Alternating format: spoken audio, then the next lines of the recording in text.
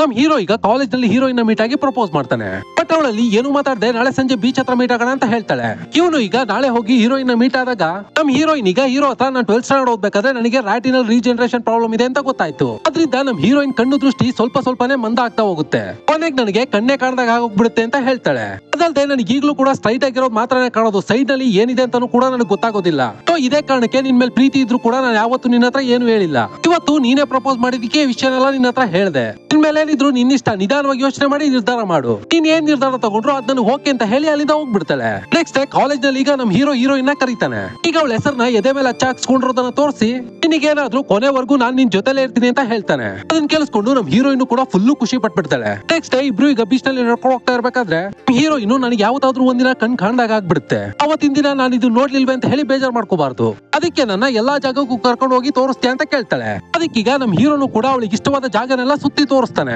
Next ಈಗ ಅವ್ರಿಬ್ರಿಗೂ ಒಳ್ಳೆ ಜಾಗದಲ್ಲಿ ಕೆಲಸ ಸಿಕ್ಬಿಡುತ್ತೆ. ಅವರಿಬ್ರು ಈಗ ಎರಡೂ ಮನೆಯವ್ರನ್ನ ಒಪ್ಸಿ ಮದ್ವೆ ಕೂಡ ಮಾಡ್ಕೊಂಡ್ಬಿಡ್ತಾರೆ. ಅಲ್ಲಿಂದ ಸ್ವಲ್ಪ ತಿಂಗಳಲ್ಲೇ ನಮ್ ಹೀರೋಯಿನ್ ಈಗ ಪ್ರೆಗ್ನೆಂಟ್ ಕೂಡ ಆಗ್ಬಿಡ್ತಾಳೆ. ಅವರಿಬ್ರು ಈಗ ಡಾಕ್ಟರ್ ಹತ್ರ ಹೋದಾಗ ನಮ್ ಹೀರೋಯಿನ್ ನನಗಿರೋ ಸಮಸ್ಯೆ ಏನಾದ್ರು ನನ್ ಮಗು ಕೂಡ ಬಂದ್ಬಿಡುತ್ತಾ ಅಂತ ಹೇಳಿ ಡಾಕ್ಟರ್ ಹತ್ರ ಕೇಳ್ತಾಳೆ. ಅದಕ್ಕೆ ಡಾಕ್ಟರ್ ಈಗ ಆ ತರ ಎಲ್ಲ ಏನಾಗಲ್ಲ, ಮಗು ಆರೋಗ್ಯವಾಗಿ ಇರುತ್ತೆ ಅಂದಾಗ ನಮ್ ಹೀರೋಯಿನ್ಗೆ ಖುಷಿ ಆಗ್ಬಿಡುತ್ತೆ. ನಮ್ ಹೀರೋನು ಈಗ ಎಂಟಿ ಮಂತನ ಗ್ರ್ಯಾಂಡ್ ಆಗಿ ಮಾಡ್ತಾನೆ.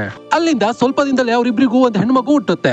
ಆ ಟೈಮ್ ನಲ್ಲಿ ನಮ್ ಹೀರೋಯಿನ್ ಈಗ ದೃಷ್ಟಿ ಕಡಿಮೆ ಆಗ್ತಾ ಬರ್ತಾ ಇರುತ್ತೆ. ಇಂತ ಸಿಚುವೇಶನ್ ಅಲ್ಲಿ ನನ್ ಮಗುನ ನಾನು ಹೇಗ್ ನೋಡ್ಕೊಳ್ಳಿ ಅಂತ ಹೇಳಿ ಭಯ ಶುರು ಆಗ್ಬಿಡುತ್ತೆ. ಅಲ್ಲಿಂದ 6 ಮಂತ್ಸ್ ಆದಾಗ ಮಗು ಅಲ್ಲಿ ಆಟ ಆಡ್ತಾ ಇರುತ್ತೆ. ನಮ್ ಹೀರೋಯಿನ್ ಕೂಡ ಪಕ್ಕದಲ್ಲೇ ಕೂತ್ಕೊಂಡು ಮೊಬೈಲ್ ನಲ್ಲಿ ಮಾತಾಡ್ತಾ ಇರ್ತಾಳೆ. ಅವಳಿಗಲ್ಲಿ ಮಗುನೇ ಸ್ವಲ್ಪ ಕಾಣಿಸ್ತಾ ಇರುತ್ತೆ. ಈಗ ಅಲ್ಲಿ ನಗ್ತಾ ಆಡ್ತಾ ಇದ್ದ ಮಗು ದಿಢೀರ್ ಅಂತ ಅಳೋದಕ್ಕೆ ಸ್ಟಾರ್ಟ್ ಮಾಡ್ಬಿಡುತ್ತೆ. ಇವಳಿಗಲ್ಲಿಗ ಏನಾಯ್ತು ಅಂತ ಹೇಳಿ ಭಯ ಪಟ್ಬಿಡ್ತಾಳೆ. ಈಗ ಅಲ್ಲಿಗೆ ಹೀರೋಯಿನ್ ಮನು ಮತ್ತೆ ಹೀರೋನು ಬಂದು ಏನಾಯ್ತು ಅಂತ ನೋಡ್ಬೇಕಾದ್ರೆ ಅಲ್ಲಿಗ ಪೌಡರ್ ಡಬ್ಬದ ಕ್ಯಾಪ್ ಕಾಣಿಸ್ತಾ ಇರಲ್ಲ. ಅದನ್ನೀಗ ಮಗುನೇ ನುಂಗಿರ್ಬೇಕು ಅಂತ ಹೇಳಿ ಚೆಕ್ ಮಾಡಿ ಆಚೆ ತೆಗಿತಾರೆ. ಈಗ ಅಲ್ಲಿ ಮಗುನ ಸರಿಯಾಗಿ ನೋಡ್ಕೊಳ್ಳೋದಕ್ಕಾಗೋದಿಲ್ವಾ ಅಂತ ಹೇಳಿ ಹೀರೋಯಿನ್ ಮನೆ ಹೀರೋಯಿನ್ ಬೈದ್ ಬಿಡ್ತಾಳೆ. ಈಗ ಅಲ್ಲಿಂದ ಹಾಸ್ಪಿಟ್ಲಿಗೆ ಕರ್ಕೊಂಡು ಹೋದಾಗ ಮಗುಗೇನಿಲ್ಲ ಅಂತ ಹೇಳಿ ವಾಪಸ್ ಕಳಿಸ್ತಾರೆ. ಅಲ್ಲಿಂದ ಮನೆಗ್ ಬಂದ ನಮ್ ಹೀರೋಯಿನ್ ತುಂಬಾ ಭಯ ಪಡ್ತಾ ಇರ್ತಾಳೆ. ಆಗ ನಮ್ ಹೀರೋ ಕಣ್ಣಿಲ್ದೇ ಇರೋರು ಯಾರು ಮಗುನ ಬೆಳೆಸೇ ಇಲ್ವಾ, ನಾನ್ ನಿನ್ ಜೊತೆ ಇದೀನಲ್ವಾ ನೋಡ್ಕೊಳ್ಳೋಣ ಅಂತ ಹೇಳಿ ಧೈರ್ಯ ತುಂಬ್ತಾನೆ. ಈಗ ಮಗುಗೆ 5 ವರ್ಷ ಕೂಡ ತುಂಬಿಡುತ್ತೆ. ನಮ್ ಹೀರೋಯಿನ್ ಬೇರೆ ಬರ್ತಾ ದೃಷ್ಟಿ ಕಮ್ಮಿ ಆಗ್ತಾನೆ ಇರುತ್ತೆ. ಅಲ್ಲಿಗ ತುಂಬಾ ಕಷ್ಟಪಟ್ಟು ಮಗುಗೆ ಸ್ನಾನ ಮಾಡಿಸಿ ಸ್ಕೂಲ್ಗೆ ರೆಡಿ ಮಾಡಿ ಕಳಿಸ್ತಾ ಇರ್ತಾಳೆ. ನಮ್ ಹೀರೋ ಬೇರೆ ಫ್ರೆಂಡ್ ಕಾಲ್ ಮಾಡಿದಾನೆ ಅಂತ ಹೇಳಿ ಮಾತಾಡ್ತಾ ಕೂತ್ಬಿಟ್ಟಿರ್ತಾನೆ. ಹೊರಗಡೆ ಈಗ ಸ್ಕೂಲ್ ವ್ಯಾನ್ ಬಂದು ಅವ್ರು ಹೊಡಿತಾನೆ ಇರುತ್ತೆ. ಇವಳು ಈಗ ಮಗುನ ವ್ಯಾನ್ ಹಚ್ಚೋದಕ್ಕೆ ಬಂದಾಗ ಪ್ರತಿದಿನ ಮಗುನ ಕರ್ಕೊಂಡ್ ಬರೋದಕ್ಕೆ ಲೇಟ್ ಮಾಡ್ತೀರಾ ಅಂತ ಹೇಳಿ ವ್ಯಾನ್ ಡ್ರೈವರ್ ಬೈದ್ ಬಿಡ್ತಾನೆ. ಇವಳು ಈಗ ಹೀರೋ ಹತ್ರ ಬಂದು ನೀವು ಮನೆಯಲ್ಲಿ ಸ್ವಲ್ಪ ಹೊತ್ತೇ ಇರ್ತೀರಾ, ನೀವೇ ಮಗುನ ರೆಡಿ ಮಾಡಿ ಬಿಡ್ಬೋದಲ್ವಾ ಅಂತ ಹೇಳ್ಕೊಂಡು ಅಳ್ತಾಳೆ. ರಾತ್ರಿ ಒಂದು ಎಂಗೇಜ್ಮೆಂಟ್ ಫಂಕ್ಷನ್ ಗೆ ಹೀರೋಯಿನ್ ರೆಡಿ ಆಗಿ ಓಡ್ತಾರೆ. ಅವ್ರ ಮಗಳು ಈಗ ಪಕ್ಕದ ಮನೆಯಲ್ಲಿ ಆಡ್ತೀನಿ ಅಂತ ಹೇಳಿದಾಗ ಪಕ್ಕದ ಮನೆಯಲ್ಲಿ ಮಗುನ ಬಿಟ್ಟು ಹೋಗ್ತಾರೆ. ಈಗ ಅವರಿಬ್ರು ಗಿಫ್ಟ್ ಎಲ್ಲ ಪರ್ಚೇಸ್ ಮಾಡ್ಕೊಂಡು ಟ್ಯಾಕ್ಸಿಗೋಸ್ಕರ ವೇಟ್ ಮಾಡ್ತಾ ಇರ್ತಾರೆ. ಇಬ್ರು ಮಕ್ಕಳು ಈಗ ಕೈ ಹಿಡ್ಕೊಂಡು ಹೋಗ್ತಿರೋದನ್ನ ನೋಡಿ ನಮ್ ಹೀರೋ ಈಗ ನಮ್ಮ ಮಗಳಿಗೊಬ್ಬ ತಮ್ಮ ಇದು ಚೆನ್ನಾಗಿರುತ್ತಲ್ವಾ ಅಂತ ಹೇಳಿ ನಮ್ ಹೀರೋಯಿನ್ ಹತ್ರ ಕೇಳ್ತಾನೆ. ಅದಕ್ಕೆ ನಮ್ ಹೀರೋಯಿನ್ ಈಗ ನಾನು ನಿಮಗೆ ಮೊದಲೇ ಹೇಳಿದೀನಿ ನಮಗೆ ಒಂದೇ ಮಗು ಸಾಕು ಅಂತ, ಅವಳನ್ನ ಬೆಳೆಸೋದಕ್ಕೆ ನಾನು ತುಂಬಾ ಕಷ್ಟಪಟ್ಟಿದ್ದೀನಿ ಅಂತ ಹೇಳ್ತಾಳೆ. ಅದಕ್ಕೆ ನಮ್ ಹೀರೋನು ಕೂಡ ಆಗಿದ್ರೆ ನಾನೇನು ಕಷ್ಟಪಟ್ಟಿಲ್ವಾ, ಮಕ್ಳು ಹುಟ್ಟಿದ್ರೆ ಮೊದಲ 5 ವರ್ಷ ಮಾತ್ರನೇ ತುಂಬಾ ಕಷ್ಟಪಡ್ಬೇಕು, ಆಮೇಲೆ ಅವ್ರ ಕೆಲಸನ ಅವರೇ ಮಾಡ್ಕೋತಾರೆ ಅಂತ ಹೇಳ್ತಾನೆ. ಅದಕ್ಕೆ ನಮ್ ಹೀರೋಯಿನ್ ಈಗ ಆ 5 ವರ್ಷನೂ ಕೂಡ ನಾನೇ ಕಷ್ಟಪಡ್ಬೇಕು, ನನಗೂ ಕೆಲ್ಸಕ್ಕೆ ಹೋಗ್ಬೇಕು, ಬುಕ್ಸ್ ಓದ್ಬೇಕು ಅಂತೆಲ್ಲ ಆಸೆ ಇದೆ.